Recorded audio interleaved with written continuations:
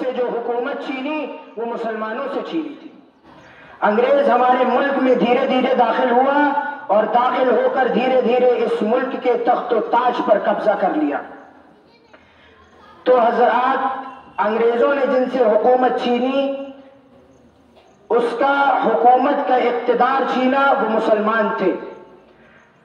انگریز کا پہلا حرف مسلمان تھے، اور یہی وجہ ہے کہ انگریز آزادی کے سلسلے میں ابتدائی کوشش جتنی بھی ہوئی وہ سب مسلمانوں کی جانب سے ہوئی۔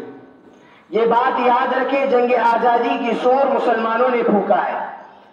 مسلمانوں میں سب سے پہلے شاہ ولی اللہ محدث دہلوی رحمہ اللہ نے انگریزوں کے خلاف ذہن سازی کا کام شروع کیا، اور اس کے بعد اس ملک میں انگریزوں کے خلاف جہاد کا فتویٰ دینے والے شاہ ولی اللہ محدث دہلوی کے فرزند عبدالعزیز رحیم آبادی محدث دہلوی تھے۔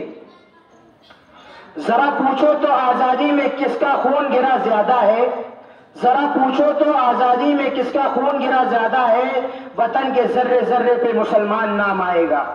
اور پھر 1750 میں مرشد آباد اور بنگال میں علی وردی خان نے انگریزوں سے لوہا لیا، اور اس کے بعد 1799 میں جنوب ہند میں شیر میسور ٹیپو سلطان کے والد حیدر علی، انہوں نے انگریزوں سے لوہا لیا۔ 1799 کے بعد 1825 میں تحریک شہید شیخ اسماعیل شہید رحمہ اللہ کی تحریک نے پورے ملک میں جہاد، انگریزوں کے خلاف جہاد کی روح پھونک دی، اور اس تحریک کے نتیجے میں سارا ملک اور سارے ملک کے مسلمانوں کے اندر انگریزوں سے جہاد کرنے کا جذبہ پیدا ہو گیا۔ حضرات، آزادی کی منزل تک یہ ملک ایسے ہی نہیں پہنچا ہے۔ اس ملک کے لوگ یاد رکھیں، آزادی کی منزل تک یہ ملک ایسے نہیں پہنچا ہے۔ اس منزل کو طے کرنے کے لیے اس نے خون کی دریاں طے کی ہیں، قید و بند کے مسئلے جھیلے ہیں، یہاں تک کہ انگریزوں نے کالا پانی کی سزا جنہیں دی وہ مسلمان تھے، تخت موت پر چڑھائی گئی، جائیداد ضبط کی گئی، 200 سال تک کی تاریخ لہو سے بھری ہوئی ہے۔ اللہ اکبر۔ جنگ آزادی میں 1750 سے 1857 کی جنگ تک علماء صادق پور کے پورے 1 صدی انگریزوں سے لڑتے رہے۔ ان انگریزوں نے عید کے دن، عید کی خوشی میں پٹنہ میں علماء صادق پور کے محلے میں بلڈوزر چلا دیا، انہیں بے گھر کیا۔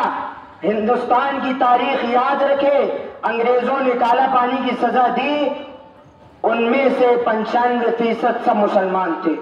اس ملک کی تاریخ یاد رکھے، مسلمانوں نے اس ملک کے لیے کیسی قربانیاں دی ہیں۔ بہت بڑی جان فراموشی ہوگی اگر اس ملک کے مسلمانوں کے قربانیوں کو فراموش کیا گیا۔ اس ملک کا مسلمان آج انصاف چاہتا ہے، اس ملک کا مسلمان چاہتا ہے اس ملک کے حکومتوں سے، عدالتوں سے کہ فیصلے سب کے حق میں ایک جیسے ہوں۔ اس ملک کے مسلمانوں کو حقوق دیے جائیں اور اس کے ساتھ انصاف کیا جائے۔ میں دعوت دیتا ہوں، اے مسلمانوں، جیسے تم نے ماضی میں اپنے ملک کو بنایا تھا، آئندہ بھی بناؤ۔ جیسے تم نے ماضی میں اپنے ملک کو سنوارا تھا، آئندہ بھی سنوارو۔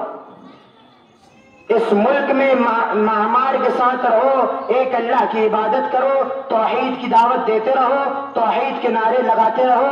وآخر الدعوانا ان الحمد للہ رب العالمین، والسلام